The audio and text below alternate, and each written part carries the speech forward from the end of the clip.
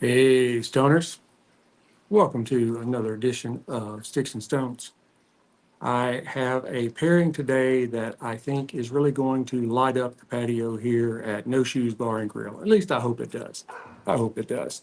I am going to be pairing Uncle Nearest 1884 Tennessee whiskey. And I am putting that together with a Herrera Estelle Brazilian Maduro from Drew Estates. Now, Drew Estates puts out some great cigars, so I'm really expecting a lot from this. I've paired this one before, but it's been probably a year and a half. And so this one has been setting in the humidor aging since that time. And man, it's perfect. I love it. I love this cigar.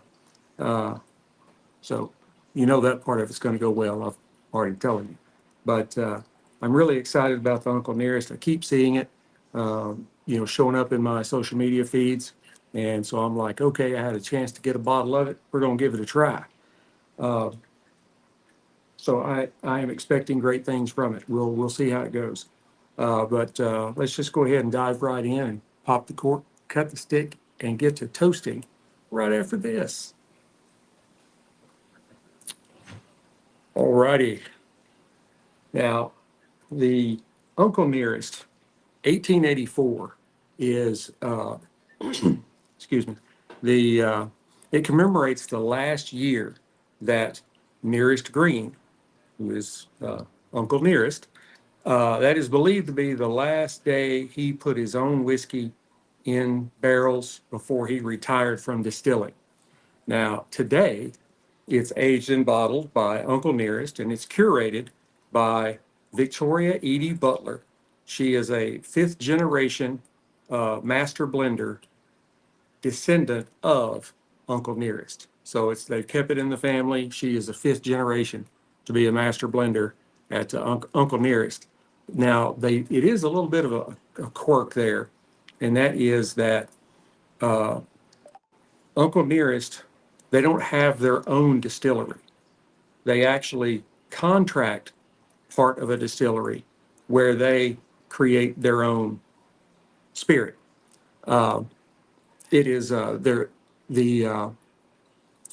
distillery that they are contracting from is Tennessee Distillers Group, but it is all Uncle Nearest employees that are putting this product together. So now, I think they switched to this kind of setup in 2017. I think prior to that, they were buying spirits off other distillers and they were blending it themselves.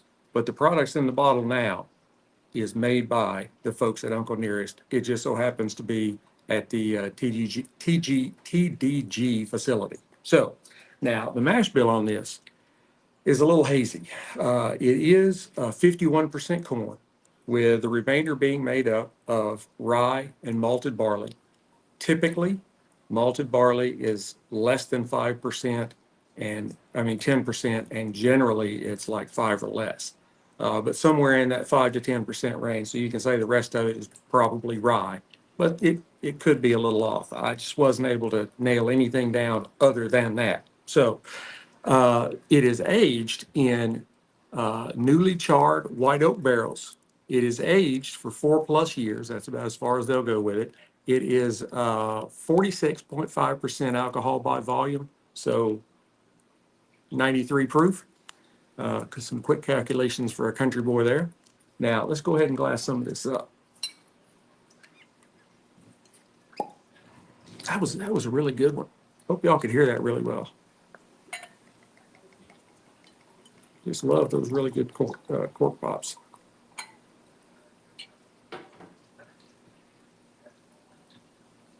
The bottle shape, although it is glass, I happen to notice that the bottle shape is really a lot like what we always called Mad Dog 2020, MD 2020, but the MD does not stand for Mad Dog.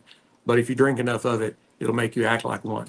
So anyway, visually, this is just a beautiful medium to deep amber color. It's got a really nice copper tone to it. It's got decent legs. It may be just a little thin, but it does still show some clings to the glass. You might be able to see it there. I don't know if the camera is bringing that up well enough, but on the nose,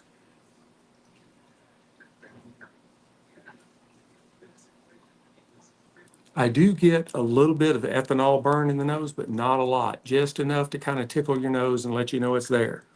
And then underneath that, you have butterscotch, and there's a nice oaky kind of aroma there. I pick up, guys, maybe something along the lines of like dried fruits, maybe even some darker fruits, like maybe some stone fruit, dried stone fruit, something like that. There is there's a nice baking spice to it, but there's also as I've continued to take whiffs of the aroma, there's also a note of honey that seems to be kind of building up. That is a really good smelling spirit. Some of them are just not all that complex, or they get taken over the nose with the ethanol burn, especially if you get up maybe in the higher proofs. And it does really kind of, I don't want to say sour, but it kind of lessens the experience, in my opinion. I really love the aromas, and so I don't really. I've got some spirits that are over 100 or more. I don't have very many of them, and you don't see me review them all that often because I'm really more about the experience of the nose and the taste, and I'll leave the big ethanol burn to the college students. That's all they care about. But now that we've discussed this, let me go ahead and try a sip.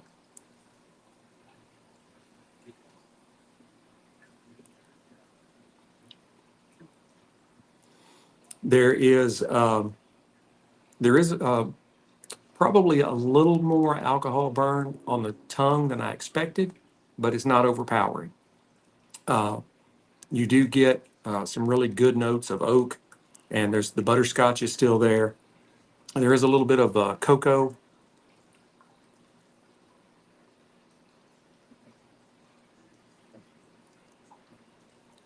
Some baking spices, maybe along the lines of cinnamon, maybe coriander. I don't think, no, it's considered technically baking, but I always think of baking spices as cinnamon, nutmeg, and cloves. There's no cloves in here, I can tell you.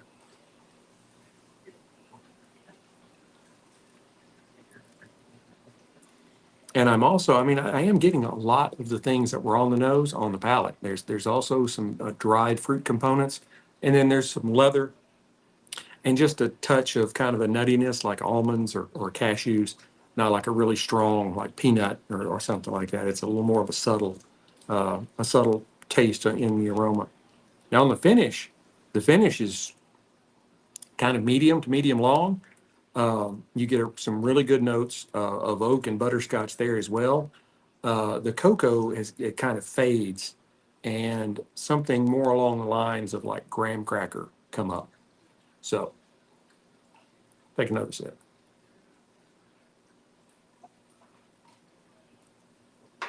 That is a pretty good spirit. Now, get my cutter out of here so I don't knock anything over. Now, the Herrera Esteli, it is a Nicaraguan cigar made in, of course, True Estates factories down there. I was trying to think of a different word, but no, it's his factories.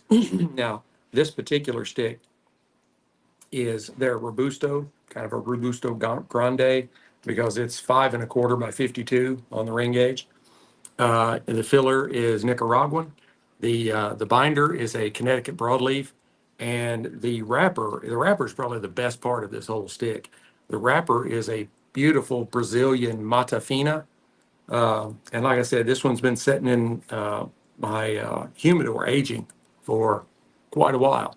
And as you can see, I do keep it really nice. Not too soft, not too hard, no stuff growing on it. You got to keep those numbers right, 70/70. That's what I live by. But visually, as I just showed it to you, it is a beautiful, like dark brown. It's got, I've noticed because I've smoked several of these in my time smoking cigars, and they do vary from cigar to cigar with the amount of veining. And this is really just kind of minimal veining. The seams are extremely tight, but they are visible. And it has a very beautiful triple cap. And I mean, I'm really not seeing any kind of flaws in the construction at all.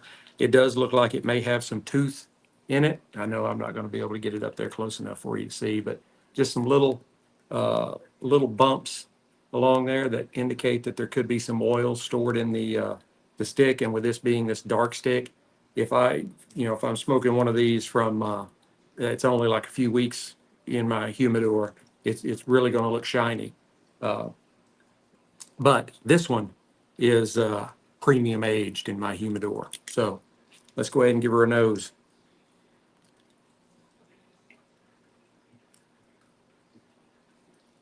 On the nose, I get a little bit of like earthiness or kind of a barnyard kind of thing.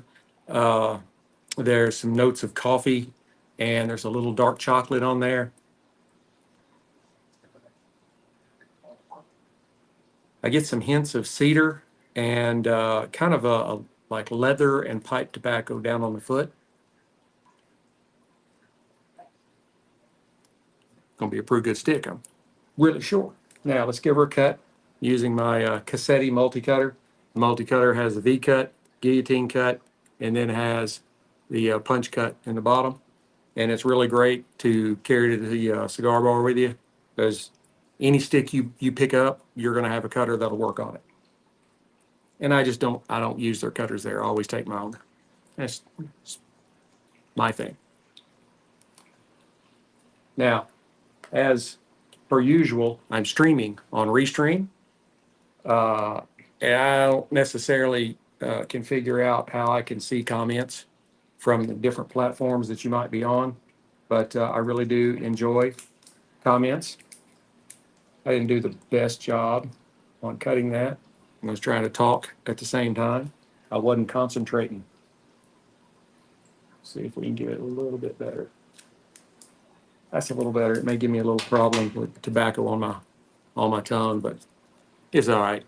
I prefer a V cut. I just think it gives me the optimal amount of draw. And speaking of draw, the cold draw.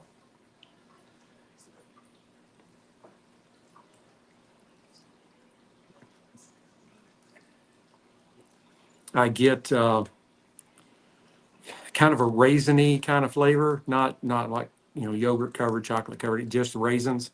That kind of soft uh, flavor on your tongue. I get a lot of that in the beginning. I also get kind of some stables, kind of horse tackle, like saddles and bridles and things like that. I didn't pick that up on the nose, so I also get a little chocolate and kind of creamy sweetness.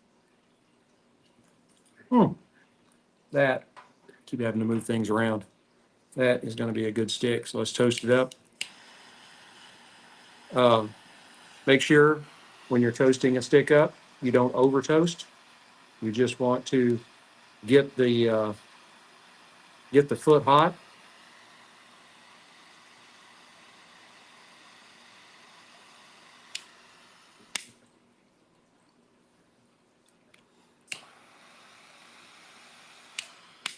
Because if you over toast it, that can make for a really kind of bad experience for the first like half inch or inch.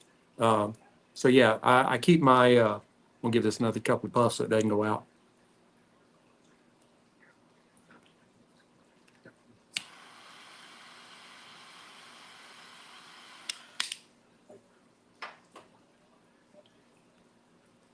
I was busy trying to do more than one thing at a time.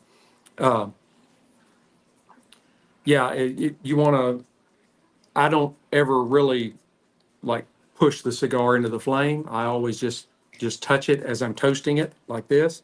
And then when I go to put it in my mouth and draw, I get it about halfway up the flame, which I use a Rocky Patel Envoy 5 torch. And so I keep the lighter, the flame, just away from the stick. And then as I draw, it pulls the flame to the stick.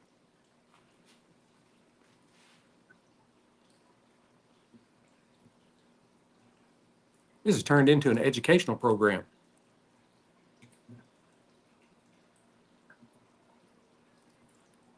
Next one is going to be science. We're going to be learning how to distill spirits. And then after that, we're going to have a really nice show on marketing. No, I'm just kidding. I saw that in a meme somewhere. It's funny.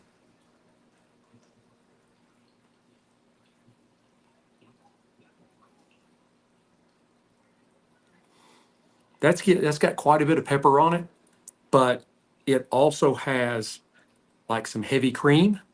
So that kind of helps tone down the pepper just a little bit. And then there's also some leather and some cedar and a really nice sweetness to this stick.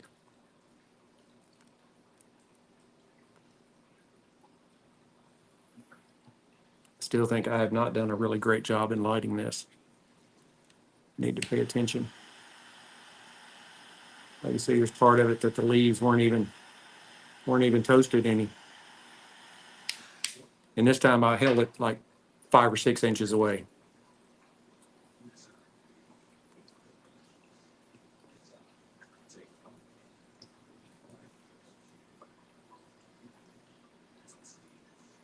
This is as good as I remembered it being. This is a really good stick.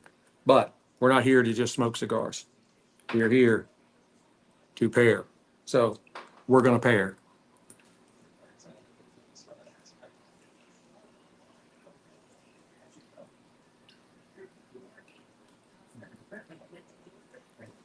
Wow. Those really go together really well. You've got the butterscotch and the baking spices and the cocoa, like the dried fruit, complementing the cream and the sweetness on the stick really well. And this is, I think I did a pretty good job. So, I mean, not trying to pat myself on the back or anything, but and I hope everybody can hear me. I keep leaning back and getting away from the big blue microphone for the recording, and then I've got this one for you folks. So it's kind of a setup, you know. It was a kit.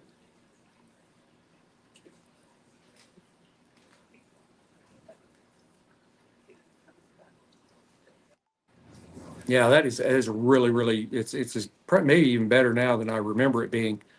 It is a slow burner.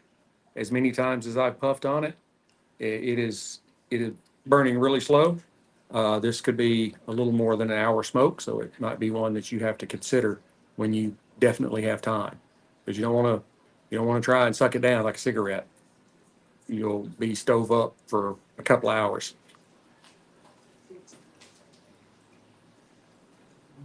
I have long loved Drew Estate's work.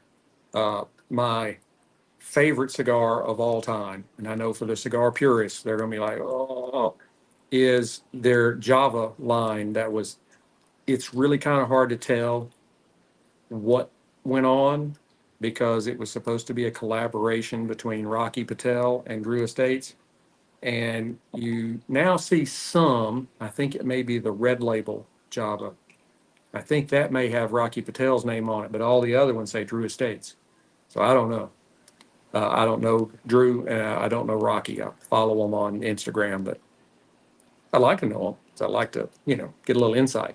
But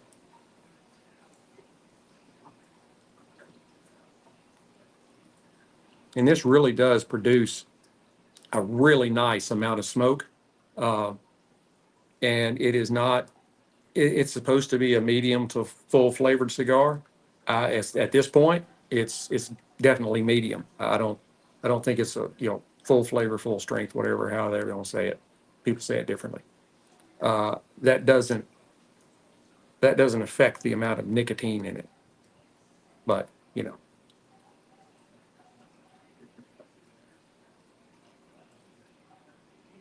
I am very happy here in Texas that I don't know if you could call this fall for us or not. It's like 93 degrees during the day and about 70 at night. That's fall in Texas. Fall has made it.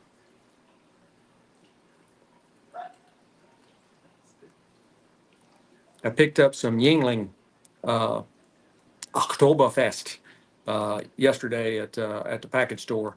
Uh, Oktoberfest begins on Saturday coming up, October 21st, uh, September 21st, and goes through, I think, like October 6th. So I plan on doing some Oktoberfesting here, maybe cook some brats and maybe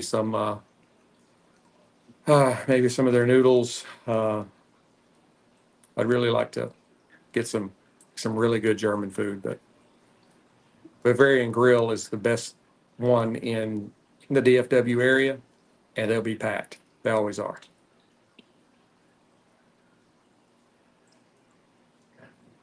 But it is a great place to go if you live in the DFW area. Uh, I can't remember the owner's name now, but I follow him on Instagram too, and I'm in the Stein Club. So if you drink one of every single beer they have on the menu, you get your own beer stein. They put it up on the wall, and when you come in, you're like, "Yeah, give me my stein," and they fill it up. Can't beat that. And I am way too far away from having my own stein. I just don't get over there enough. I'd like to, especially when my Bayern Munich Reds are playing, and that's Bayern. Bayern, Bayern. Meine Deutsche nicht sehr gut, aber verständlich.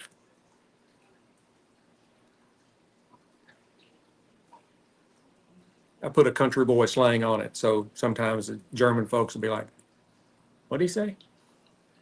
No, but when I was in Germany, uh, I found that unlike what the French are supposed to be like, and like if you can't say their words perfectly, they like won't talk to you, and they don't want to talk to you in English. And you're like, "Look, I know what you're saying. You're watching CNN in English."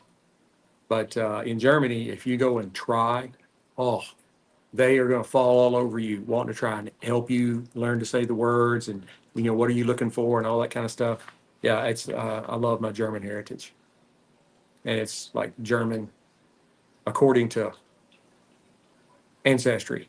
It's German, English, maybe some Irish in there.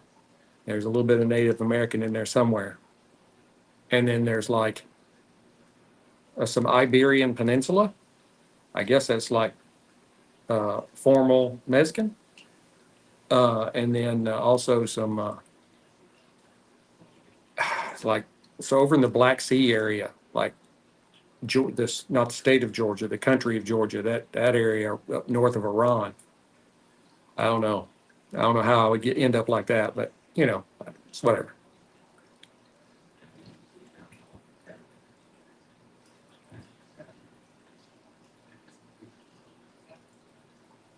This is a really good stick, so it's gonna take a while. So I'm gonna put you folks on the podcast. I'm gonna put y'all on pause, and we'll come back at the halfway mark for you guys. Just hang on. So yeah, I try to keep the podcast part of it down to like 30 minutes. I watch Joe Rogan stuff, and he'll go like 4 hours. I normally can't listen to more than maybe 20 or 30 minutes at the most, and now you're starting to kind of lose my interest. So that's the way I do mine.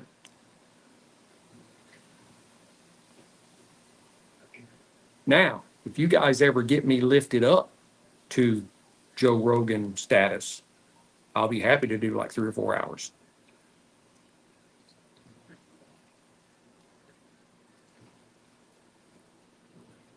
And it is just piling up some beautiful, beautiful stacks of nice white ash. The burn, of course, part of that I know is my fault. It's got just a hair of a wave to it, but almost nothing at all. Uh, it's a really great stick, and I think once we get closer to the halfway mark, I should start seeing some of these little tooth pockets pop. and get a little oil on the cigar. I like that. I like it when it does that.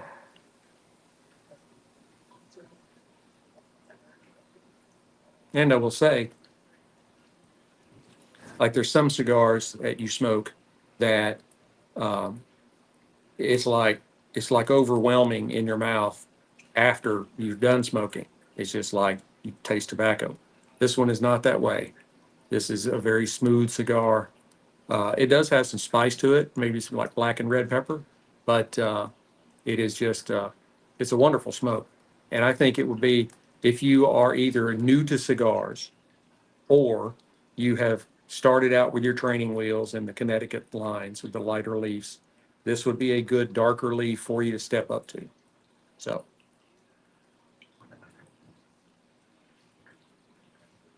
not always true.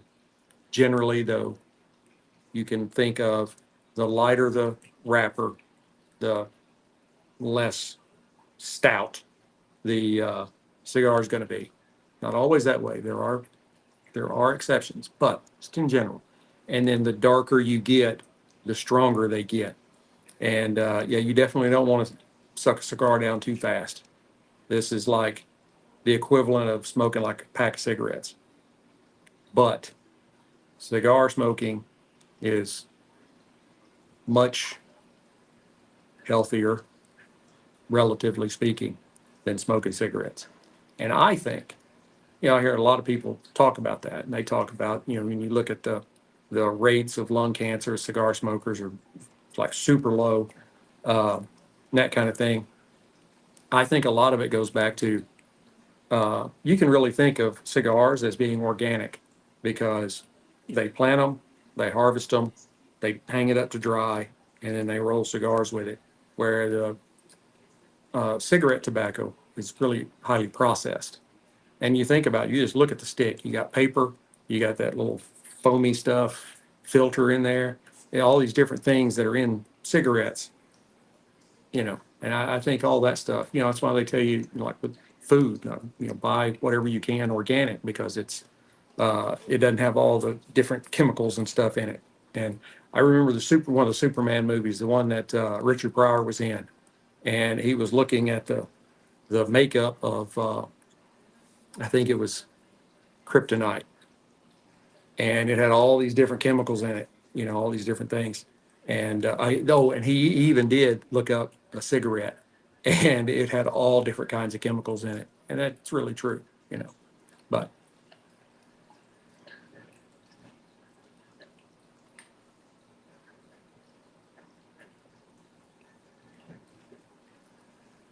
and blowing the smoke in the glass is just kind of a thing I do when I'm doing this. I don't do it like if I'm in a cigar shop. Most of the time I will take in a bottle when I go to the cigar shop, but I don't do it when I'm there. It's just I do it for this. I really like to see how the smoke hangs in the glass, and it is different for different cigars. Some cigars like hang like a fog in there, and just little wisps get pulled out as the wind is blowing out the ceiling fan on, but some of them dissipate pretty quick. I haven't yet figured out whether that makes a difference or not, but I'll study that. I need to do a little more studying.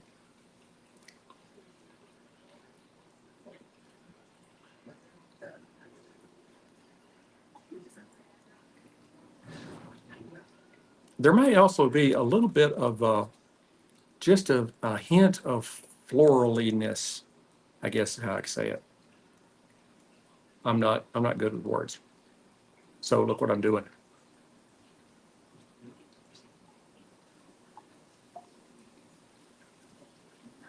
And there's something in the retro inhale that I cannot pick up.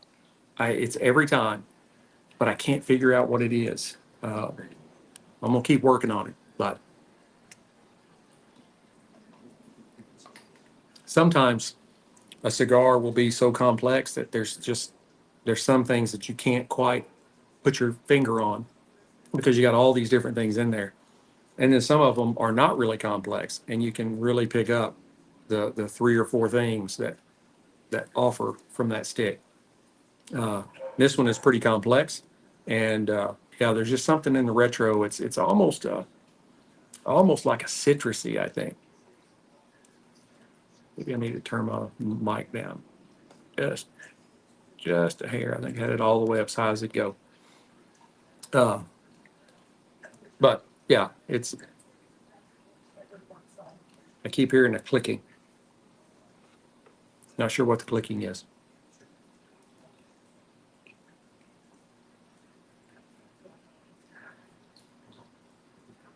I did see I'm trying to keep it stuck to, you know, I'll wander off into politics or whatever, but I'm trying to keep it oriented. I did see a reel one time from one of the guys that, he doesn't really do what I do. There's very few people that do what I do, but he, focuses on cigars. And he would say that he would put a cigar out, and I think he said he would cut the end off, and then he could come back later and light it back up, and he would blow through it, and then lay it down. And when he came back to it and relit it later, it wasn't like nasty. I'm not even gonna try that. If you leave a cigar setting and you come back and try and smoke it later, that don't work too well, at least for me.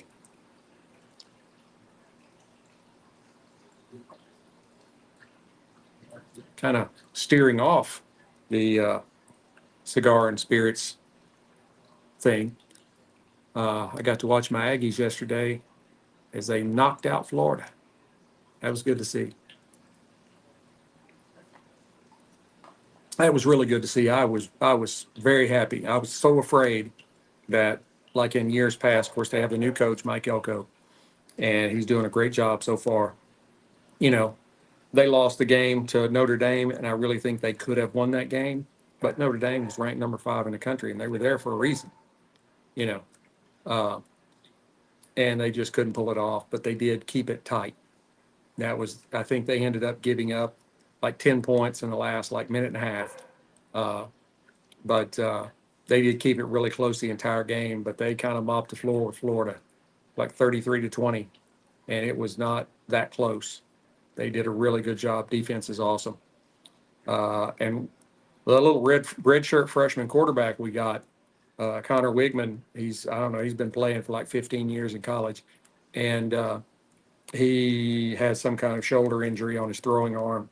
And so the little red shirt freshman came in and just lit it up. Like, all right, well, maybe we just need to leave Connor on the sidelines, let him call plays in.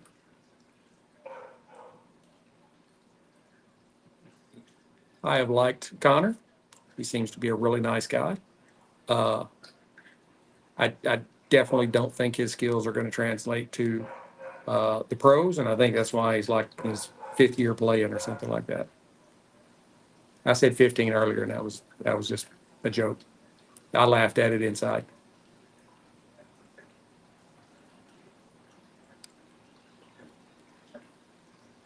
This afternoon, man, that's just some good looking ash right there. That is a good looking ash, I'm telling you.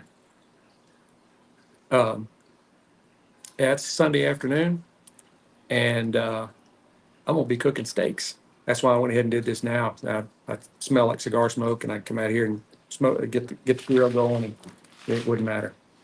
Uh, but yeah, I'm gonna throw on some bacon wrap fillets. Inflation is I would buy my wife and the 2 daughters that are home. I'd buy them the bacon wrap fillets. Those My wife loves filet, and you can get the bacon wrap ones. We go to HEB like we do for almost everything, and HEB Texas. Um, and they have, they sell them in the 2 packs, and I could buy two packs, and then I put one in the freezer, uh, and then I would buy myself a ribeye. But in inflation is, I got the TV on and I don't know what it's doing. Sabrina Carpenter mix. That is not what I was watching. I was watching NFL Game Time, keeping up with the scores. And I don't remember where it was. I want to say it was on Sling. I use Sling. I like them. They're good. I just got tired. We had AT&T U-verse, and I loved it. It was a great service. But my my monthly price was like $237.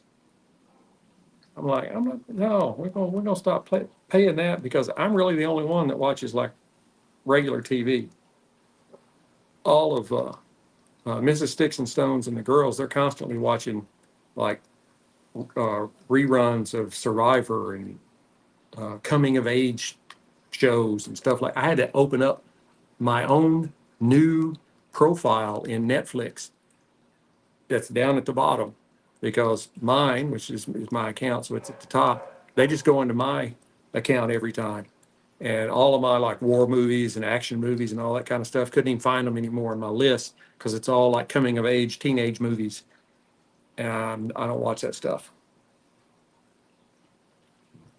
There we go. Game Day Live. That's what I was talking about. So since I can't get the game,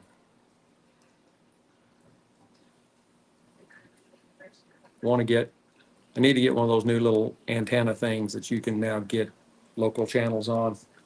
Uh, but anyway, back to Sling. Uh, yeah, it's like, I think I pay like less than $60 a month, which is a whole lot better than 230.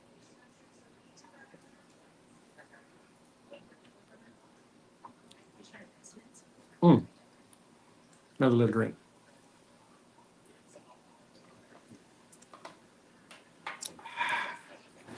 And we're getting there. We're probably about a third of the way in. I don't do the, like most guys that do this do like a 1/3 update and a second third update and then a final. And I'm just like, I'll tell you what I get right off the bat. And then I'll come back about halftime. And then when we're doing the final kickoff, I'll tell you my final thoughts. I don't, to me, in my taste, they don't change that often. Uh, you can do uh, a first light and a halfway mark and an end, and I think you're doing good.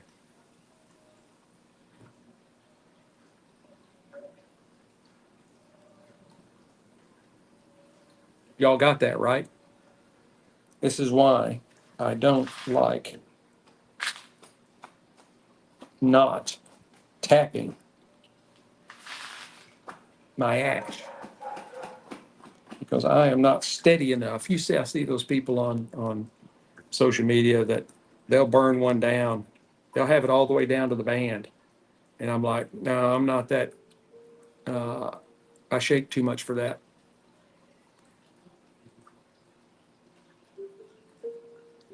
But it did a really good job. Over an inch of, we got over an inch in there. And that's what she said. Sorry about the dogs. They are not mine. Mine is inside. She's being quiet. I had to put roof tin over parts of the fence to keep her from fighting with the dogs. Fence fighting, that's what those dogs are doing. They're just fighting it with each other through the fence. But she's a 95-pound Shetland pony Labrador, and she was ripping entire fence boards off. So I had to resort to some other measures. I tried putting a piece of wood up all the way down and staining it the same color as the fence. She ripped, and I had like 12-foot boards. She ripped an entire 12-foot board off the fence. So that's when I put the tin up, and that has worked. So I found a paint that was the exact same color. And so I painted the tin to match the fence, and you can see it. But it's not like you have bright, shiny metal tin there that everybody sees. And it's just in the corners. I don't know why it's just the corners because the backyard, our backyard is split almost in half by the two houses behind us.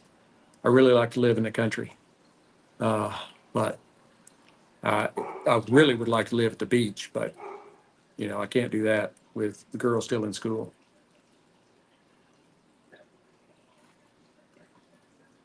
Although one day I do have a condo at the beach, so I get to go every year, but I spend 51 weeks of the year waiting for that 52nd week to come.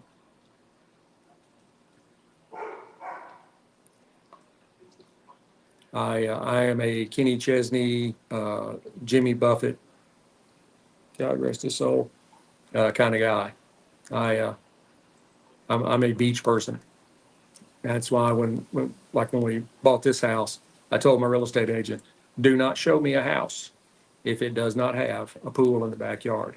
Number one, I have to have water to get into. And number two, I have a teacher for a spouse and two kids still in school. And they have like 2 months in the summertime that they need something to do. And my wife loves getting in the pool and bringing out Sadie, the dog. She loves to swim. I probably will see some stuff posted where I've been out here and I'll throw stuff in the water and she'll swim out there and get it and that kind of stuff. She loves getting in the water. We had to put a gate up over at the laundry room door where we let her in and out. She's got a collar on and it's got a sensor.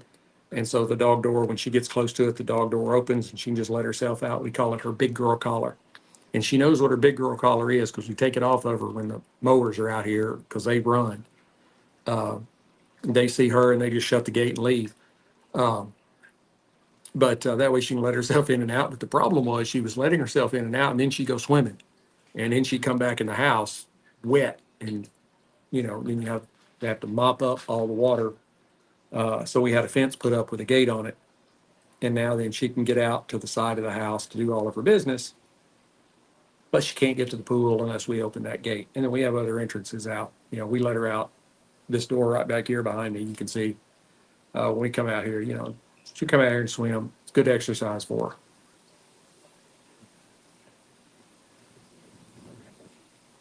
I think this it might have speeded up a little bit. I mean, we're 40 minutes in, about getting close to halfway. Be like, well, I can't stay for the whole stick. I'm only going to stay for half.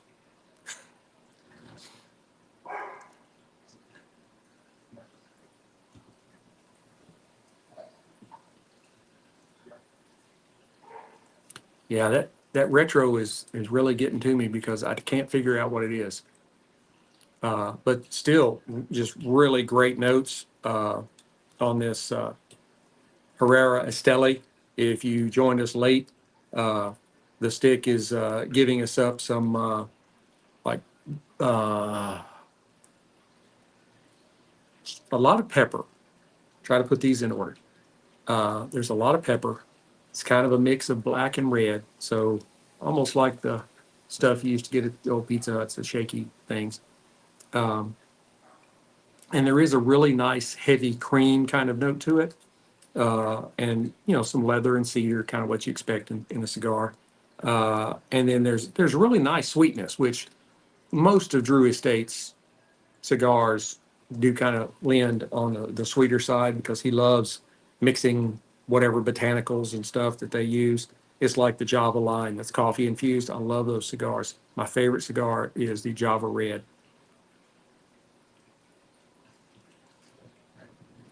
It is a cigar I can just sit down with, and it doesn't really matter what I pair it with. I can even drink it with coffee because that's a great combination. I'm not a hot coffee drinker though. It's iced coffee. I don't do the hot stuff. Uh, but I love iced coffee. A couple of shots of the real stuff, not the coffee made with vegetable oil stuff. The real like cream and sugar, like real sugar. Only 2 tablespoons. I have lost uh, 60 pounds in 15 months. I hope I wasn't getting too far away. My mic just keeps sliding down these. Uh, but yeah, I just watch my sugar intake and use stuff that's got Splenda in it. To me, that's the best sweetener.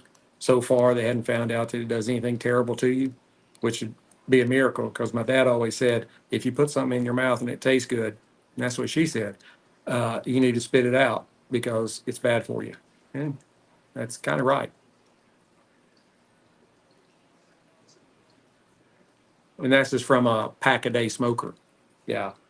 Like, yeah, well, you need to take some of your own advice there because those cigarettes are bad for you.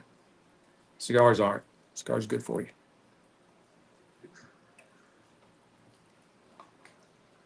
My dad died at 57, 58, something like that. Like I'm getting close to now. He died 21 years ago. His grandfather, my great grandfather, lived to be 91, smoked cigars, rolled his own cigarettes. He didn't, never had any problems. He just died of old age. He was in World War One. In 1912, he was chasing Pancho Villa around Texas and Mexico, trying to corral that feller, and in Blackjack Pershing's Mexican expedition. And he lived through that, and then lost an eye working for a Riceland Foods, the rice place in Arkansas, some sort of accident, and he smoked a cigar every day. Lived to be 91.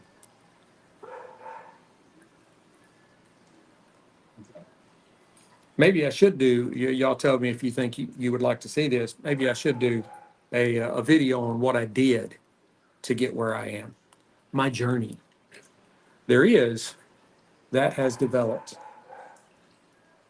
And we're far enough into the stick that I don't believe that is my lighting.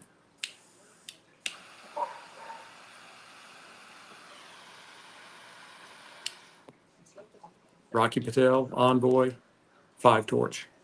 I love this lighter. This is actually my second one. I lost my other one. It was purple. You'll probably see it on social media in a lot of my pictures. I looked for that lighter for 2 weeks because I did not take it anywhere. It was here at the house. Also happened to coincide when we were having a lot of work done, like on the roof and stuff. So maybe I left it out here because there would be a siesta here on the patio like every afternoon.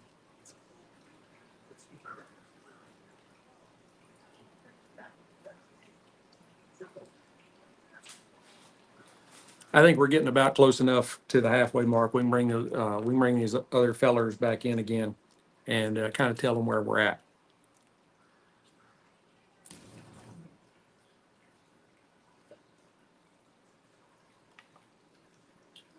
Howdy, Stoners. Back. Through the first half, these two have paired very well together. I would say that the pepper has kind of pulled back a little bit, and the cream has kind of pulled forward a little bit, and then there's still that kind of leather and cedar and a little bit of sweetness in there. Go ahead and tap that off because those of you that are on the podcast, you didn't see when these other folks got to laugh at me when I dropped the ash off in my lap. I'm always love doing that. That makes me say bad words. But the Uncle Nearest is really doing a good job of going with this stick, and this is, to me, this is a really good, well balanced stick, and it's not overly complex, and neither is the Uncle Nearest. So and they have complementary profiles in the palette, so they're really going great together. Another little drinky poo.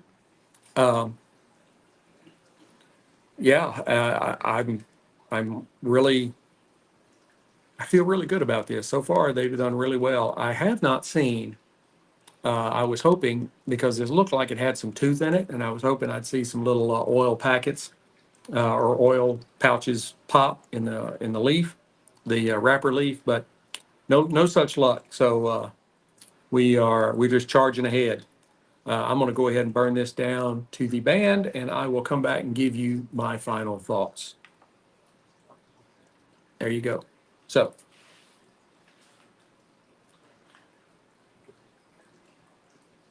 wow. Arizona just trounced the Rams, 41-10. I can't remember who the Rams quarterback is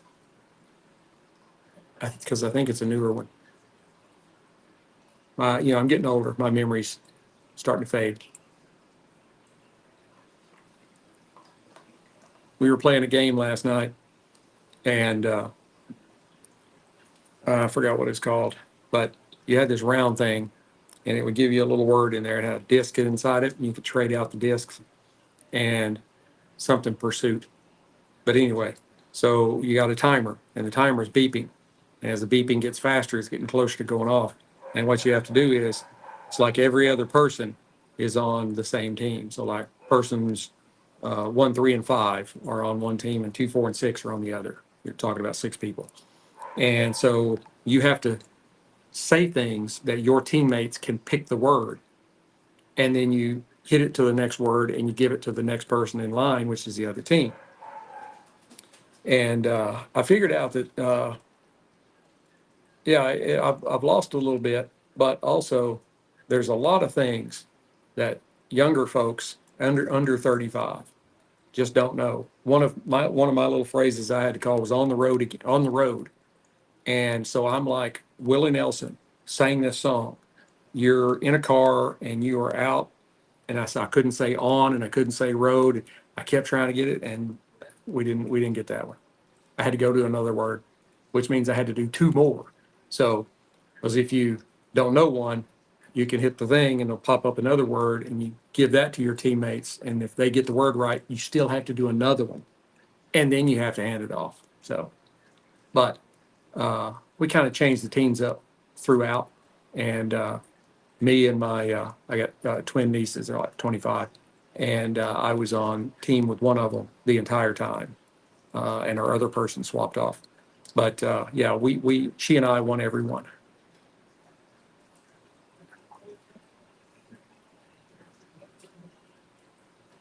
And I'm writing books, so keep watching for that. I've written a book on how to. This is still burning wavy, starting to bother me. I'm sorry, I'm kind of going all over, but the cigar and spirits are what we're actually here for. So I will have to probably deduct a few points for that, because this far into the stick, that's not my lighting.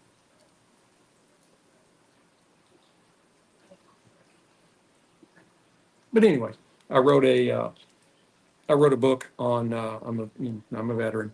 I wrote a book on. And I work for the government, so I wrote a book on how veterans can get jobs. There's a lot of things you have to really make sure are right to get things going, and so that one is on Amazon. And then I've written one about the life of Stonewall Jackson, and that one is in proofread editing. And then I'm probably gonna move over to Barnes and Noble to do that one. And then I've got another one that's kind of a Louis L'Amour kind of Western book that it's pretty much done. I need to get it out there. I'll probably do it on Barnes and Noble too. So, hey, you may see me. I could end up being a New York Times bestseller, but I don't think so. So far, the only one I have done is the veterans job thing, and that one has sold 1 copy in like 3 months.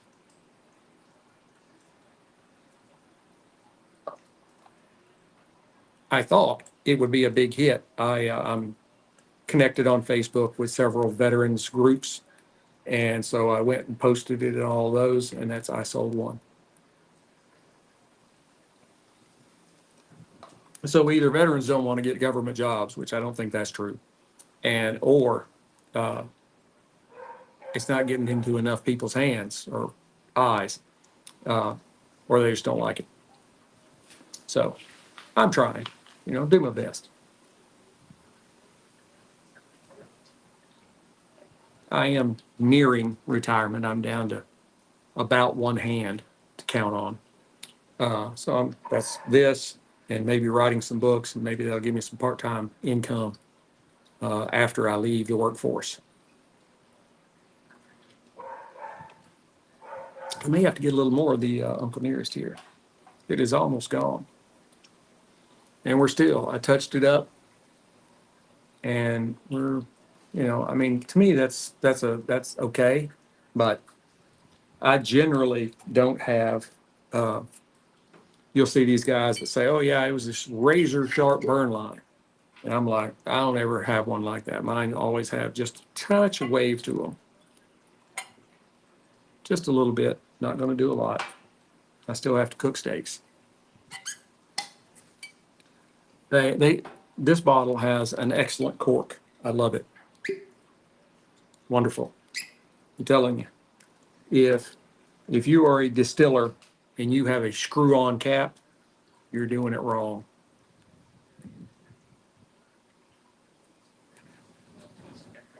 I am excited to see the numbers I have here. I hope you all are enjoying watching this, me acting a fool here. Uh, I keep it under control though. I try to stay at least somewhat. There's a little more ash, not much, but a little. I try to keep it, about what it's here for. But sometimes I just can't help it.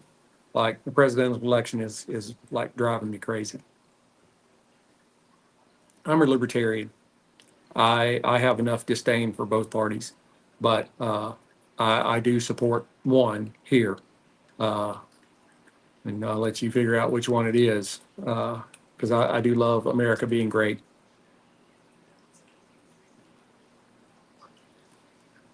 Watched that uh, debate the other night, and I was like, I don't see how you cannot be, if you, other than being a hardcore like blue party, uh, there's no way you could not watch that and think that those moderators were really trying to do everything they could to ensure that one candidate looked better than the other.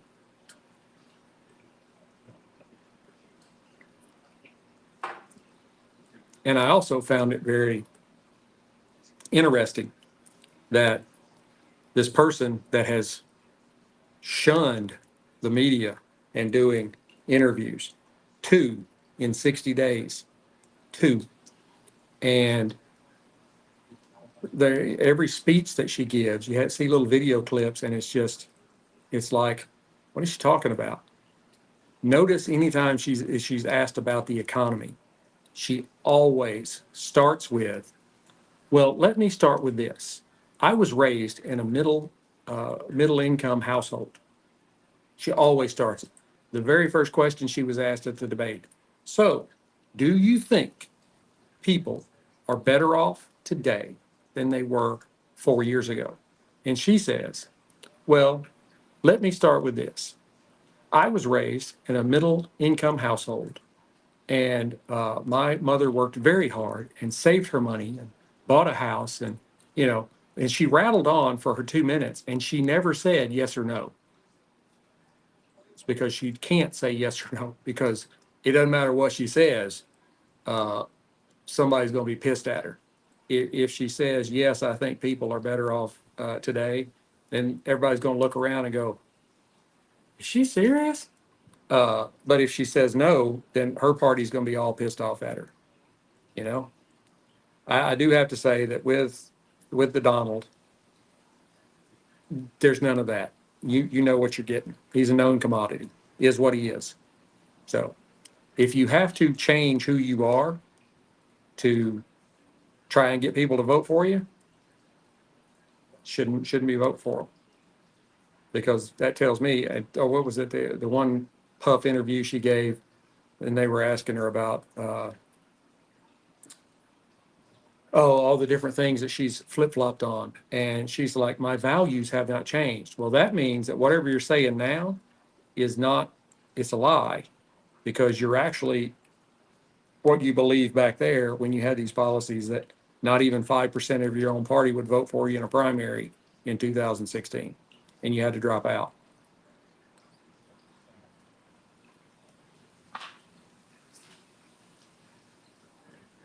This stick has produced just a wonderful amount of smoke the entire time. I had forgotten how good this stick really is. I really love it. I kind of had an idea where I was going to go with it before, because I have smoked it some.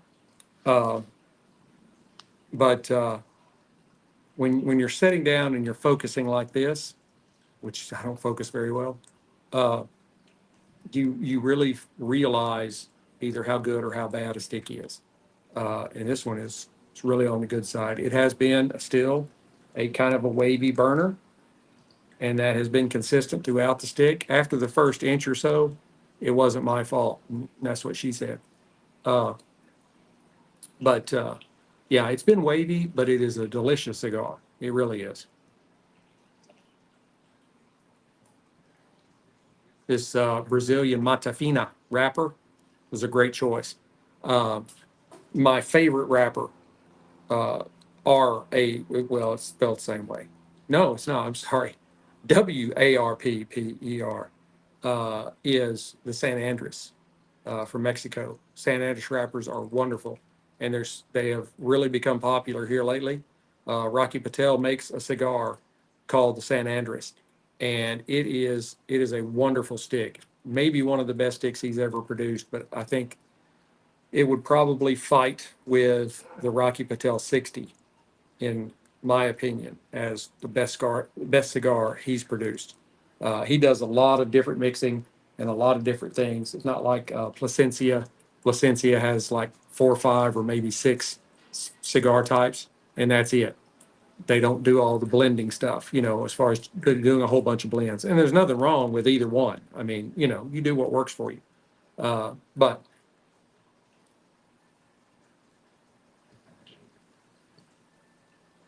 that San Andres is a really, really great cigar. And the San Andres leaves by themselves, they're really great leaves. So anytime I see a cigar, I don't know that I've ever seen it in the filler, but I have seen binders that were San Andres.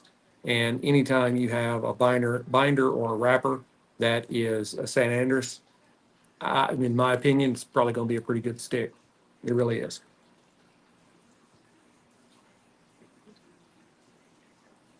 And I have never been a like Connecticut kind of guy. I'm just not much on the lighter wrappers. I'll smoke some of the Olivet because they do a lot of, maybe all. No, I think their Master Blend 3 is a darker wrapper. But, like if you go to the Series O, Series G, Series V does have some darker wrappers. But I've just never been a big fan of the light wrappers. Maybe it's just not potent enough for me. But um, yeah, I've always been a darker wrapper guy, and I think the San Andres is probably the best leaf out there. It's just my opinion.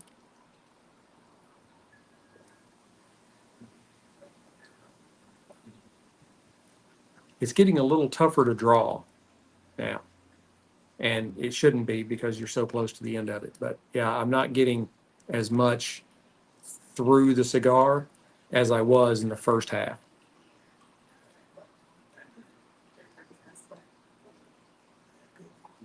The smoke production has definitely kind of died off, as it was producing in the first half to 2/3 of the stick. It was really producing a lot of really good volumes of smoke. I'm going to touch it up again here because it's really getting wavy. Uh, and it could be that I've just left it in my humidor too long. Uh, I always make sure I have I forgot the name of the humidor.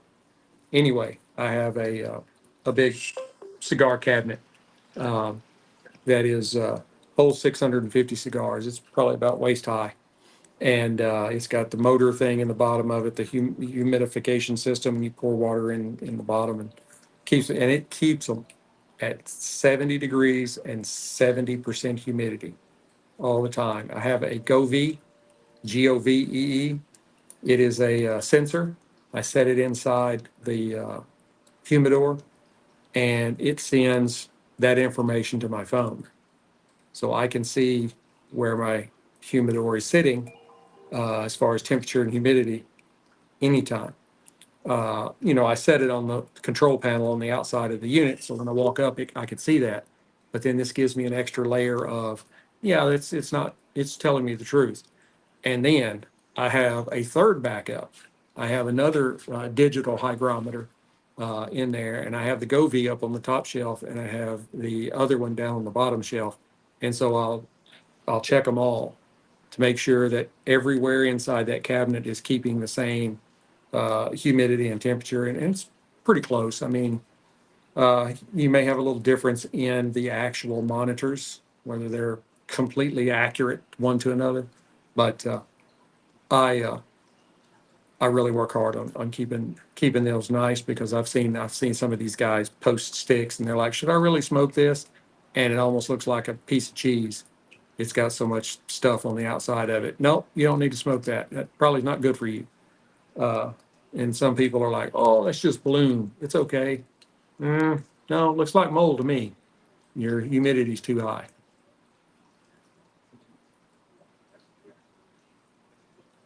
And also, I don't, if I buy cigars that are in a cellophane wrapper, they stay in the cellophane wrapper. I don't take them out. And if they come ungloved, uh, uh, I mean, yeah, if they are ungloved, they still get love. But uh, I'll leave them like that. However they come, that's how I keep them. Um, but I have found as I've gotten into this journey in cigars that it's a lot of work. I mean, not doing this. I mean, just liking to smoke cigars. Because you have to either go to the cigar shop and wander through and find what you like, or go to some of the like Cigars International, who I work with, Thompson Cigars, or no, JR Cigars. I work with them too, um, and then you have so many things that taste different. So it's like you want to. I do a lot of singles and 5 packs because I don't want to spend the money on a box if I ain't sure I like it. Like I reviewed here just a few weeks ago um, well, I forgot the name of it now. I'm telling you, I'm losing it bad. By the time I'm 75, I'm probably going to be in a wheelchair drooling. Davidoff, the Davidoff cigar, uh, is a Nicaragua. It's a really good cigar. Unless I won the lottery, I wouldn't be buying a box of those. It wasn't good enough for somebody that, with my income, to spend $500 on a box of cigars. There's a Plasencia out there that's kind of shaped like a stop sign in the roll, and they are like $25 to $28 a stick. And I would love to try one, but I'm just like, if I buy 3 5 packs from Thompson Cigars, I can get them for like $29. So I can get a 5 pack of brand name cigars for $29 a 5 pack, or I could buy one cigar for $28.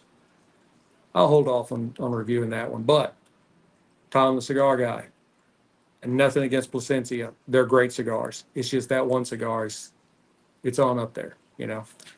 But if you wanted to, send me one of those, or we could meet again and have another drink and you hand me one, I'd review it. So Tom he's the brand ambassador here in the DFW area. Great guy. Uh, I hadn't caught up with him in way too long. I need to get back in touch with him.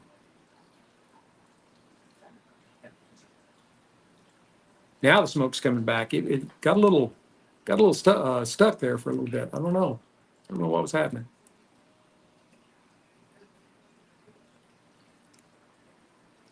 The kind of dark stone fruit that's in that Uncle Nearest is really good. I mean, it's up in the proportionally, it's up there a little bit. It's not like it's just a faint, and it really makes that taste really good.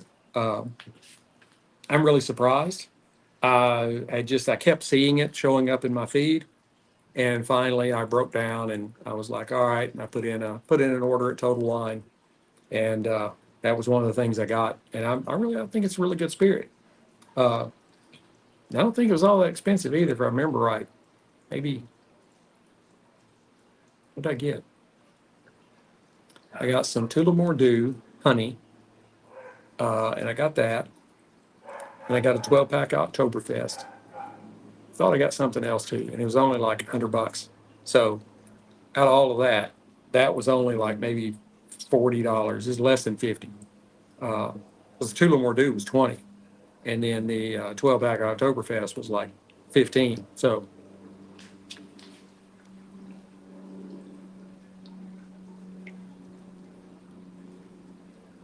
my oldest daughter came over last night with her boyfriend, and he likes drinking whiskey and stuff, but he's not into it, you know.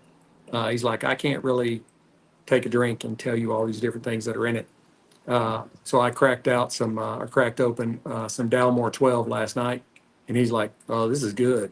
Like, "Oh yeah, it is." I said, I had a connection with the Dalmore brand ambassador here locally, but then he left for another place, and so I got to try the Dalmore 12, 15, and 18, and the 12, none of them were bad. They were all good, but to me, the 12 outshined the 15 and the 18-year old. Um, so it was really good. Um, but yeah, he was like, "Oh, this is just delicious." And I'm like, "Yeah, well, it's kind of got some chocolate covered cherry tones in it, kind of liquidy stuff that's in the chocolate covered cherries." Dalmore's a great scotch, in my opinion. I know like Lagavulin has been a big thing here in the last like 4 or 5 years, but I tried it one time and it tasted like I was drinking some ash out of a fire, stirred up in water. It was, yeah, I didn't like that. I ended up giving the bottle away. Nothing against Lagavulin. If that's your spirit, that's fine. You know, I'm just not, it was way too much smoke and peat for me. I'm a Speyside, Highlands, Lowlands, and Campbelltown, and Skye. I like Talisker. I like Talisker. It's okay. Oh, that's the other thing I got. I got Isle of Skye Scotch, and it's either 12 or 15-year old. So I'm going to be pairing it here pretty soon too.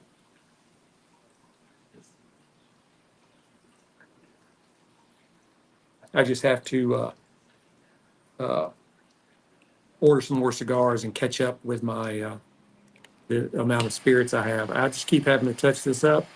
That's gonna that's gonna knock some points off there because I think it's like the fourth or fifth time I've touched it up because it has just stayed wavy. And you know, the first wave that was in it was my fault, but it's like all the way around now. That looks really good. So you know how bad it would be.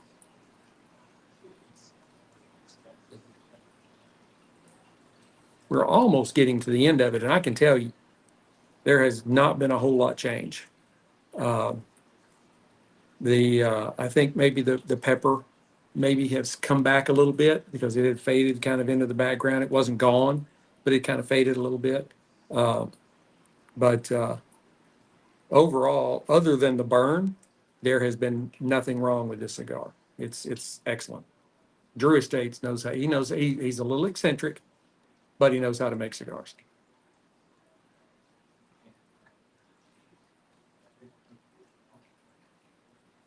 And it's getting close to time for me to throw some steaks on the grill. So,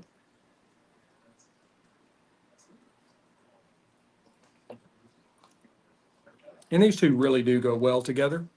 Uh, the Uncle Ernest or Uncle Nearest Uncle Ernest Uncle Ernie is that's a restaurant down in Panama City. Uh, Uncle Nearest, 1884. It's got a really good mouthfeel to it. Does have a little bit of alcohol burn to it, but not a lot. It's I mean, it is really good. I'm really, I mean, I kind of waffle back and forth. Am I surprised or not? I don't know.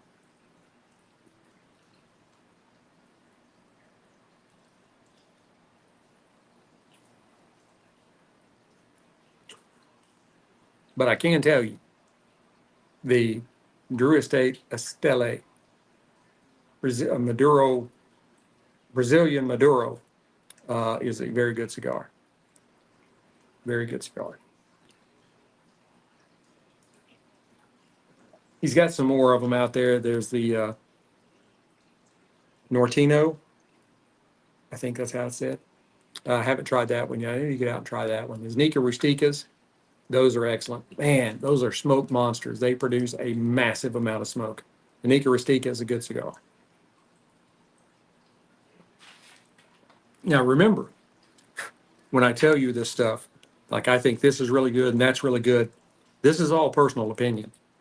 And if I smoke this cigar and I pick up these things, I could have somebody sitting here right beside me smoking the same cigar, and they taste something totally different. It is individual what you get out of the cigar. And if you're just smoking, you're with, let's just say that, I don't know, it's a bachelor party or, whatever. People are not going to be paying that much attention to the differences. But when you sit down like this and you really try to enjoy a cigar and a spirit together, and you start picking up on all these subtle nuances, and what you pick up may not be the same thing as I pick up.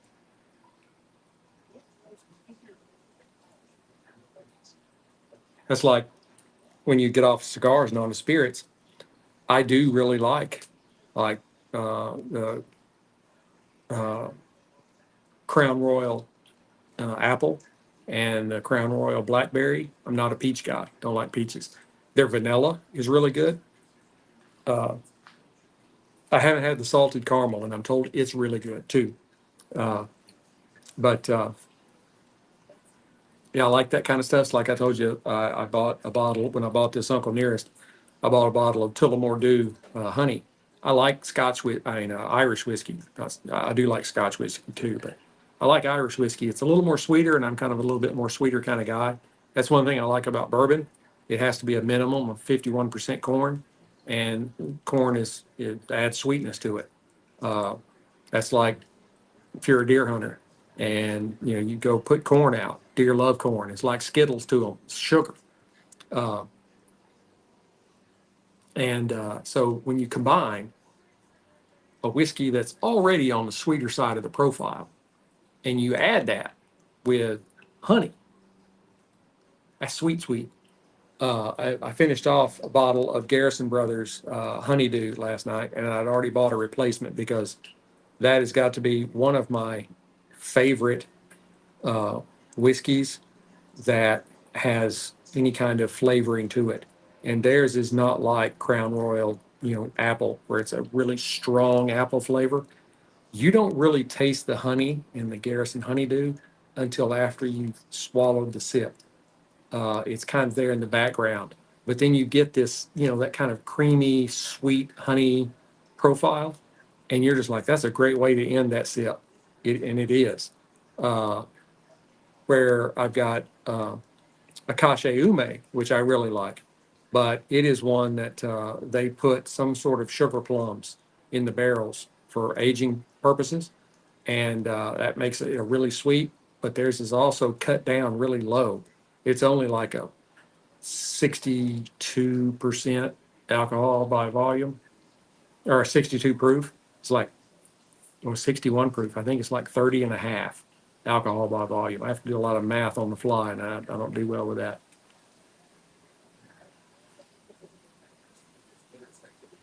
But I think we are pretty much at the end of it because I can't fill this glass up anymore.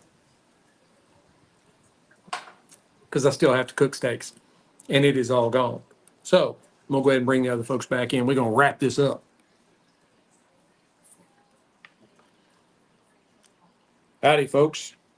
We are nearing the end here. There really wasn't much change in the significant change in the stick. About the 2/3 of the way mark, the smoke production dropped way off. But then before I got to the band, it had come back again. The pepper, I think, probably made a little bit more of a return as well because it had kind of faded a little bit at the halfway mark. This is a really great stick. I had forgotten how much I liked it.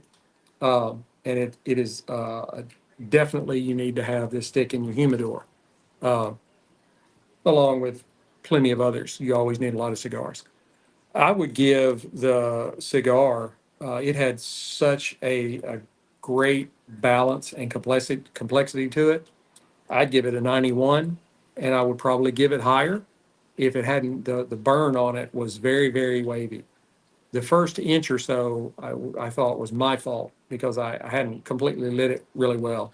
But when I got it the way I wanted it, it still burned uneven all the way through. Not bad or uneven. It didn't like canoe on me or anything like that, but it was just very, very wavy. I showed the people on the live stream. It's extremely wavy. Uh, that was the only thing I could knock about the stick. The Uncle Nearest was really good. I was really surprised, but it wasn't like spectacular. Um, it was just really good. It's a nice sipper. And I also think while it's maybe on a little bit of the high side for a mixer, it would still make a great mixer. It's got some really great notes in it that I think would, you're doing uh, Nearest and diet or whatever it is you do. I would give it an 85. Um, it is a really good spirit, and he's got another one. They've got another one out there that's like a 1865 or something like that. I'll have to see if I can pick that one up too and see what it's like. But again, it was a really good price point. It is definitely worth the value of what you pay for it, and I think you should try it. There's very few spirits that I'm like, no, you don't want any of that. I have actually, I told the people on the live stream that I gave away a bottle of Lagavulin because it was not for me. There was way too much smoke in it and way too much peat. It just tasted like I was drinking ashes from a fire. And uh, and then I had I can't remember the name. It was like a Balaton or something like that. That I think I did a little short video of me pouring it out, and I'm like, this is something you never see me do. But I poured the rest of that bottle out and threw it away. Yeah, it just was not good to me. But this is a good bottle. It's good. You should try it. And let me know what you think about it. Let me know what you think about the cigar. Um, I hope you have enjoyed this episode as much as I've enjoyed getting to spend time with you here. Please hit like, subscribe, share, notify, all that kind of stuff. And tell your friends, hey, there's this dude. He's kind of crazy, but he gets on and gives you some really good, down to earth information on cigars and spirits. And you should watch it. I am pretty much everywhere. You all know where to find me. Um, and these are definite, you could try these together or you could try these individually with your own stick or spirit, you know. I've told you what I've picked up off of it, and so you could find a spirit that would marry with it or a cigar that you would like to do. So, but until we get to be together again, keep your sticks dry, your stones cold, and have a great day.